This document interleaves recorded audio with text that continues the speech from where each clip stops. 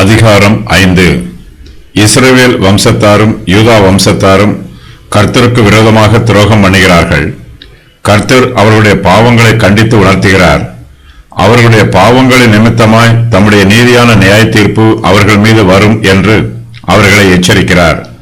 இந்த அதிகாரம் முழுவதிலும் பாவத்தை குறித்து கண்டித்து உணர்த்துவதும் நியாய தீர்ப்பை குறித்து எச்சரிப்பதும் எழுதப்பட்டிருக்கிறது. ஜனங்களுடைய பாவங்களை குறித்து கண்டித்து உணர்த்தும் போது அவர்கள் தங்கள் பாவங்களில் இருந்து மனம் திரும்புவதற்கு அதிகமான வாய்ப்புகள் உண்டாகும்.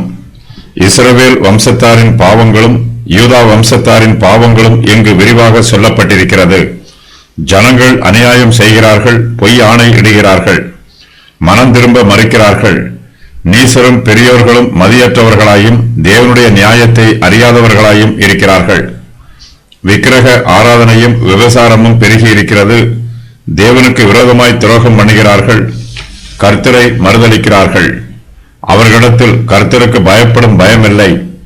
ஏழைகளை ஒடுக்குகிறவர்கள், தேசத்தில் சத்தியம் இல்லை. ஜனங்களுடைய பாவங்களின் நிமித்தமாய் தேவனுடைய நீதியான நியாய தீர்ப்பு அவர்கள் மீது வரும். அந்நிய தேசத்தில் இருந்து சத்துரு அவர்கள் மீது படையெடுத்து வருவான்.